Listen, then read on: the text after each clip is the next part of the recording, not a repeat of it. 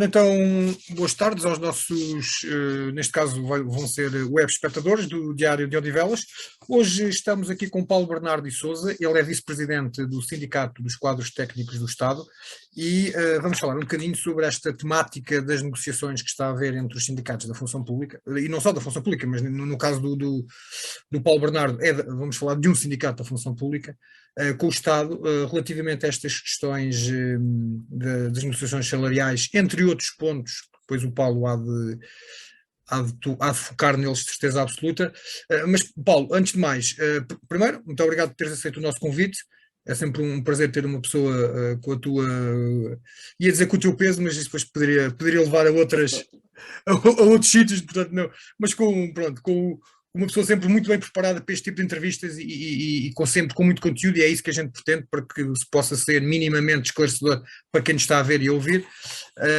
Portanto, ia começar por te perguntar como é que estão, ou como é que começou, e como é que se está a decorrer estas negociações numa altura em que o Orçamento de Estado está para ser entregue, numa altura também em que há esta brutal inflação que, enfim, toca a todos, não só aos funcionários públicos, mas a todos nós. Mas pronto, assim, de uma forma genérica, como é que estão estas questões e estas negociações, nomeadamente do sindicato a que tu és vice-presidente?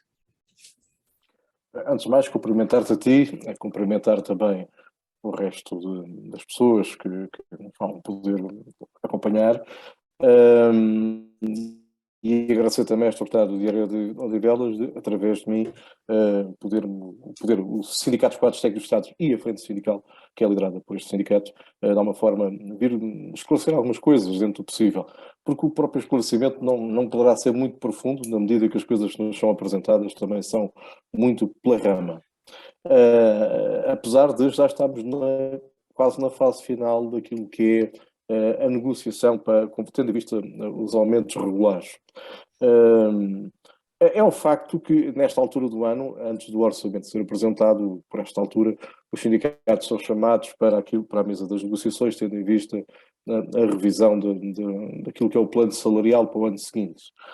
Desta feita, o Governo surpreendeu tudo e todos quando apresentou um projeto de revisão salarial a 4 anos.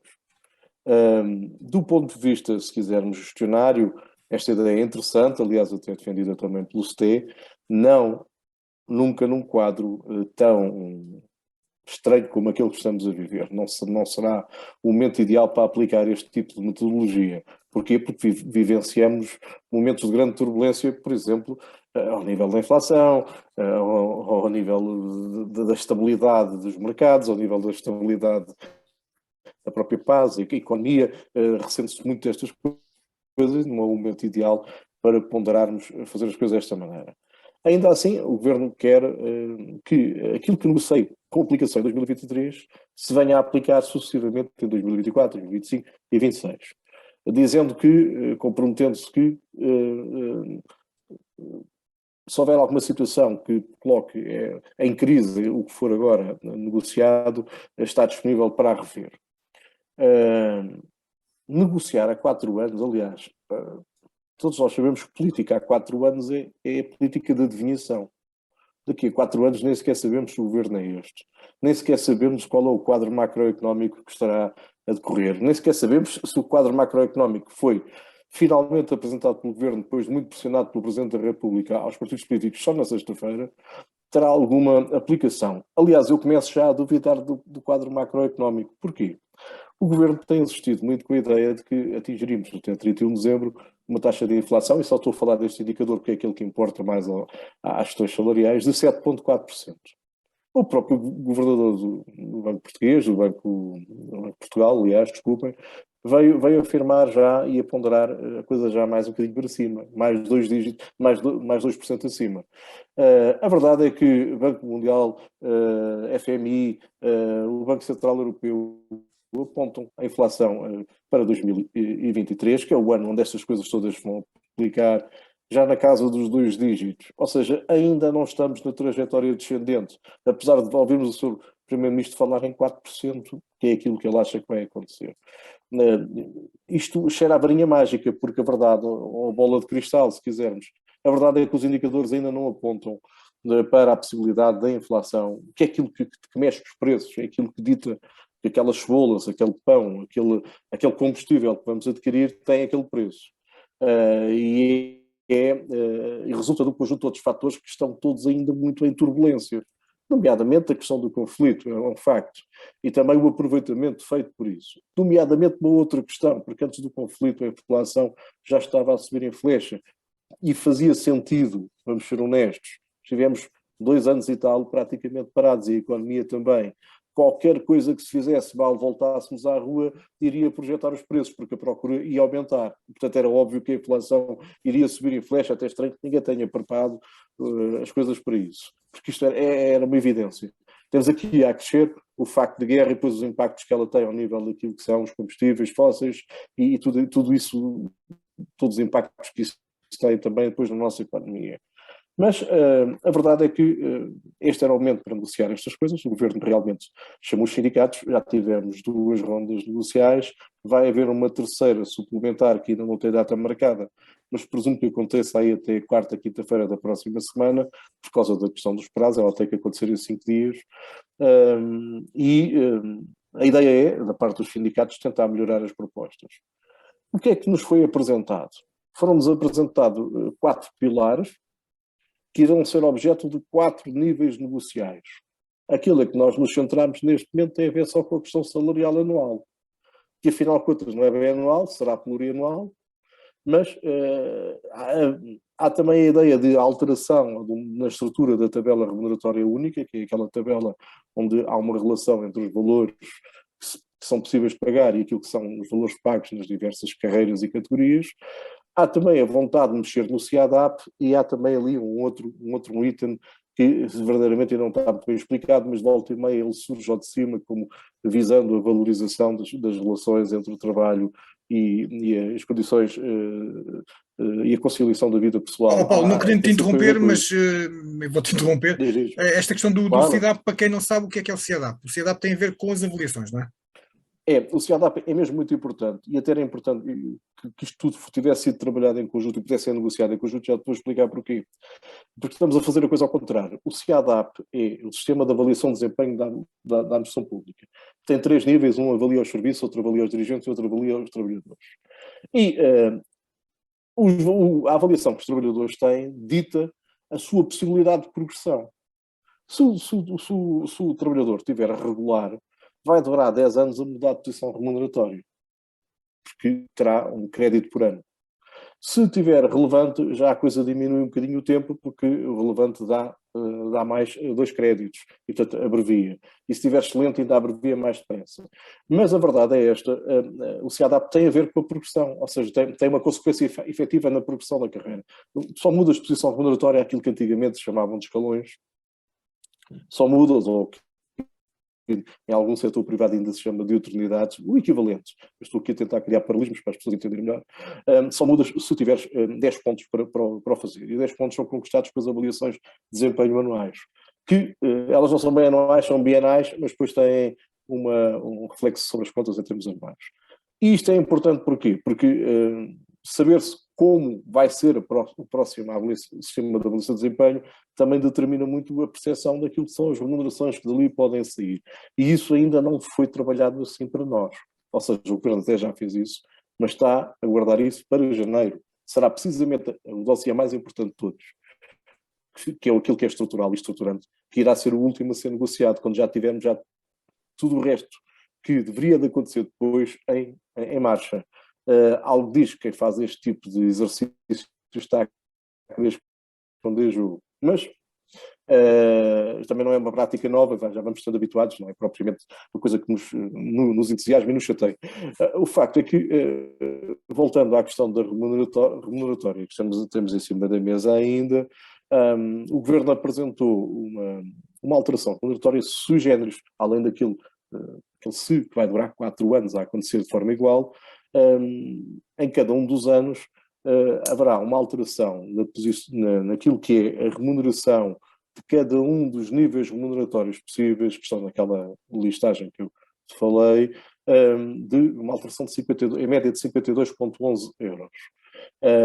Portanto, ao final do mandato, isto serão acumulados e serão 208 euros qualquer coisa, 208,44 no final dos 4 anos. Mas para já serão 52,11. Mas não são 52,11 para todos. São 52,11 entre o nível remuneratório mais base e o 41, onde apanhas desde assistentes técnicos, assistentes operacionais, a técnicos superiores e até algumas outras carreiras ainda não trabalhadas de uma forma que importaria também trabalhar. Daí para a frente depois aparecem as carreiras mais bem remuneradas, médicos, juízes e por aí fora. E esses então, daí para a frente, a partir do nível 42, serão aumentados em 2%. No final do dia, o aumento nem sequer é muito diferente uns dos outros, em termos de valor real. A verdade é que continua-se a achatar a tabela remuneratória única. A diferenciação salarial, que foi desde sempre assumida como uma recompensa, eu não gosto do termo, mas uma compensação por aquilo que é a formação exigida e aquilo que é a responsabilidade naquilo que se desenvolve, essa diferenciação fez entre carreiras, foi-se atrofiando ao longo do tempo. Repare-se que hoje um assistente operacional ganha tanto como um assistente técnico. No entanto, não tem as mesmas responsabilidades. Paulo, indo àquilo que tu estás agora aqui a dizer, isto faz-me crer uma situação que é, com esta diferença, portanto, com esta diferença percentual dos aumentos, cheira-me que se está a nivelar por baixo o ordenado, ou seja, o ordenado mínimo está a encostar ao ordenado médio, mas também o ordenado máximo, ou pelo menos os ordenados mais altos, também estão a vir por aí abaixo, quase que a anexar também o ordenado médio. Portanto, médio, ou seja, isto quer dizer que quem tem responsabilidade qualquer dia está a ganhar praticamente aquilo que o seu subordinado também está a ganhar, não é? É por aí mesmo. Aliás, o Governo tem feito sair cá para fora um número que é os 8% de que aqueles que estão na base da carreira vão receber de aumento. Já agora, 7,4% não arredonda a 8%. Aprendam a fazer contas ou a dizer os números. É 7,4%. Portanto, o número certo é 7,4%. É 7,4, não é 8. E também diz que o aumento médio são de 3,6. Não, 3,43 não é 3,6. Mas pronto, também diga-se de passagem, quer um, quer o outro são miseráveis. O facto é esse. Quer um, quer o outro, considerando aquilo que é a inflação que está em cima da mesa, ficarão sempre abaixo da metade do pior desempenho inflacionista, que é aquele que o Governo prevê. E isto deixa-nos a pensar isto. Esta engenharia toda, pedindo até um cheque branco para 4 anos, pedido um cheque em branco, vamos ser honestos, pedido um cheque em branco aos trabalhadores por mais 4 anos, em que fica já tudo fixado, e não atender ao facto de que estamos num período diferente, com uma inflação assustadora, que o poder de compra de todos os funcionários públicos anda a ser debilitado há mais de 15 anos. E agora, ainda mais esta. É extraordinário. É extraordinário porque se vende a ideia de que há para ali um grupo muito grande. Eu vou dizer qual é a percentagem dos trabalhadores que vão receber os 7,4%. Isto são números do Governo. São 16,3% dos trabalhadores.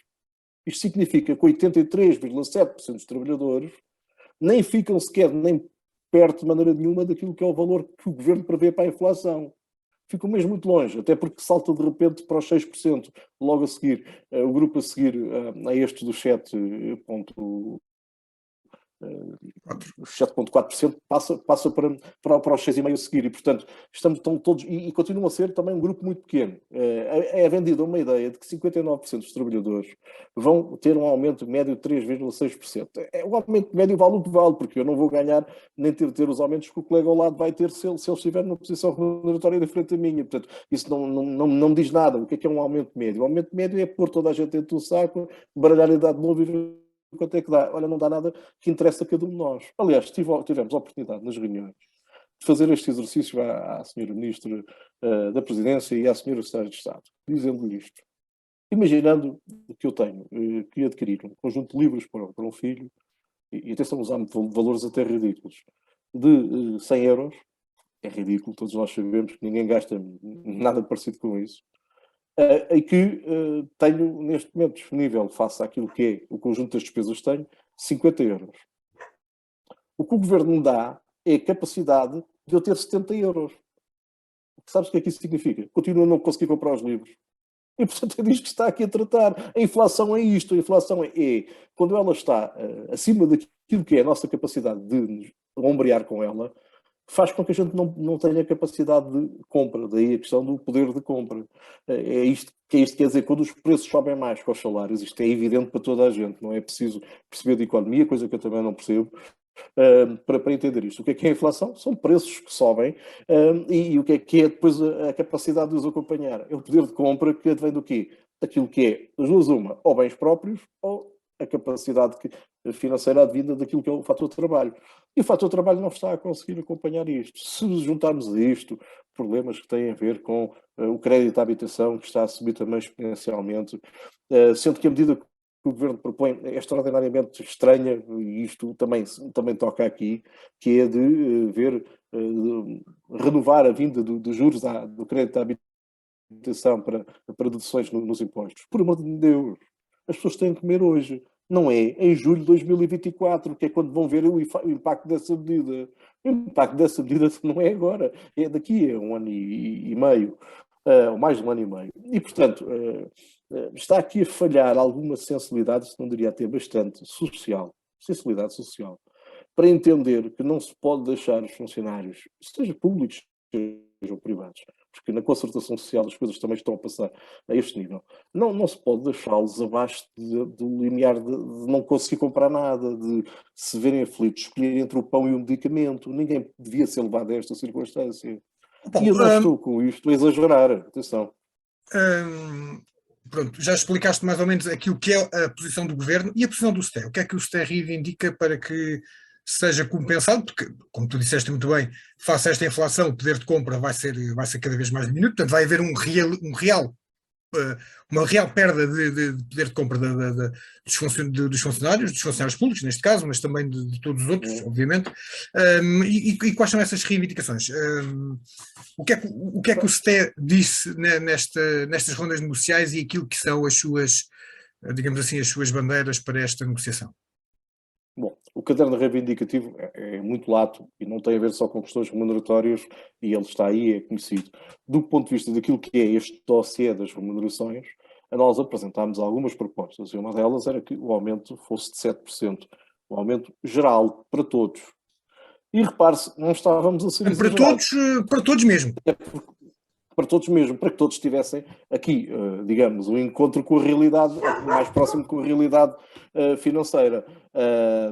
E também, em termos de subsídio de refeição, começámos por pensar em 7 euros, mas rapidamente refizemos para 10. Porquê? Porque neste momento olhámos para a realidade, não ficámos fechados sobre a bolsa, sobre uma bolha qualquer em que nós fizemos um estudo e percebemos que 7 euros, no momento em que o fizemos, faziam sentido, acompanhámos o evoluir das coisas e começámos a perceber que 7 euros até era pouco e refizemos esse valor para 10. Isto do ponto de vista das remunerações, o subsídio de refeição ajudaria muito, ou daria aqui alguma cama, se quisermos, também à componente do trabalho. E ajudaria quer o setor público, e por isso é que às vezes quando ouço falar nestas coisas entre o público e o privado e as diferenças e a vontade de separar as pessoas e de as dividir, era bom que o que é que trabalha no setor privado percebesse isto.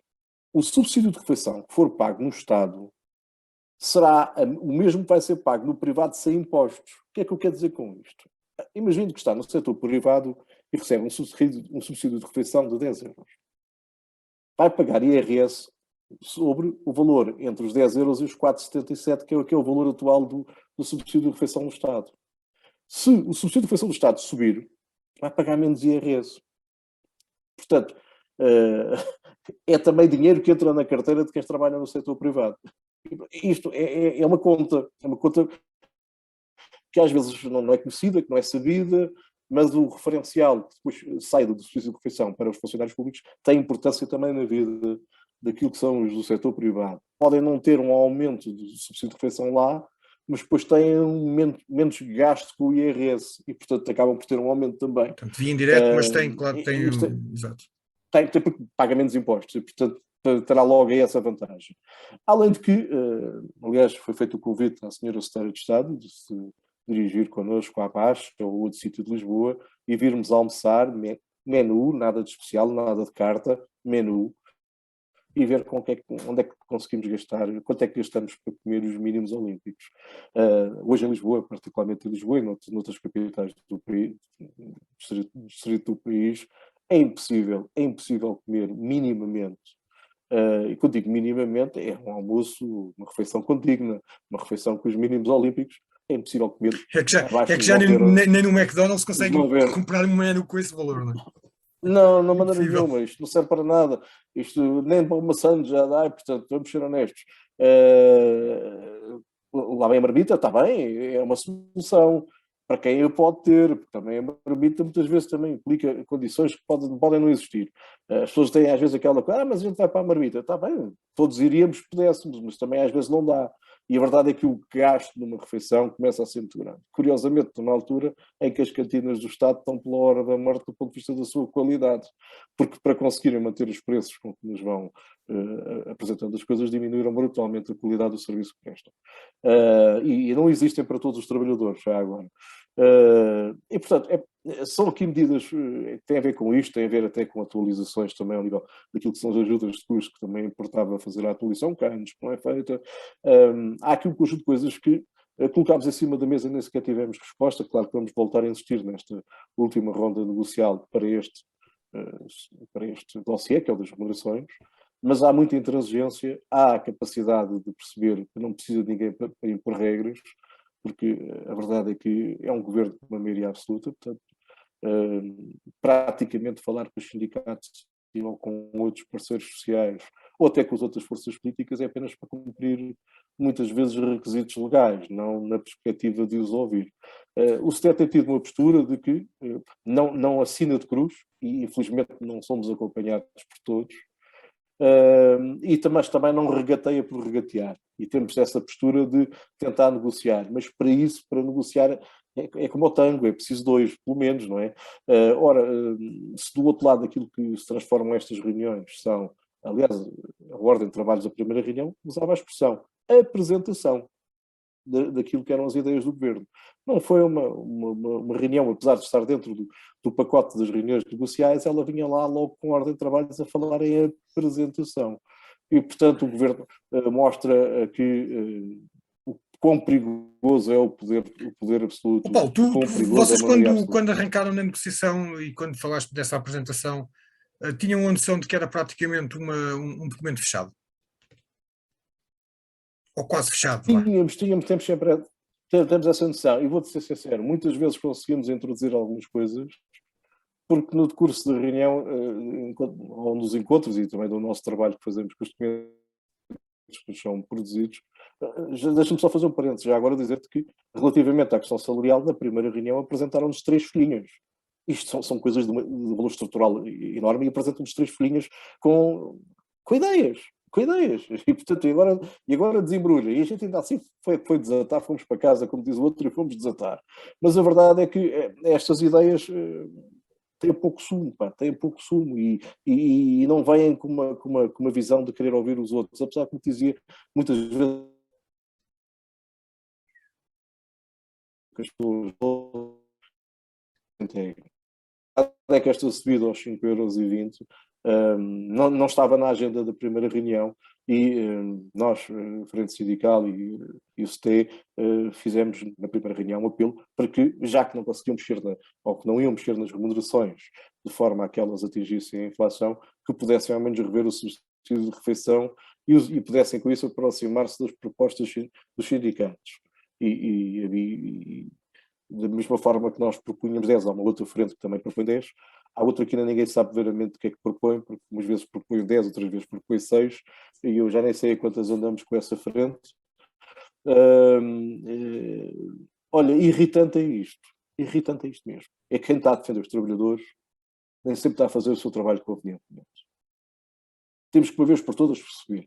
O legado dos partidos é lá, na sede deles, o dos sindicatos é cá, na nossa sede. Nós temos que responder perante aquilo que são os trabalhadores, nomeadamente aqueles que são nossos afiliados.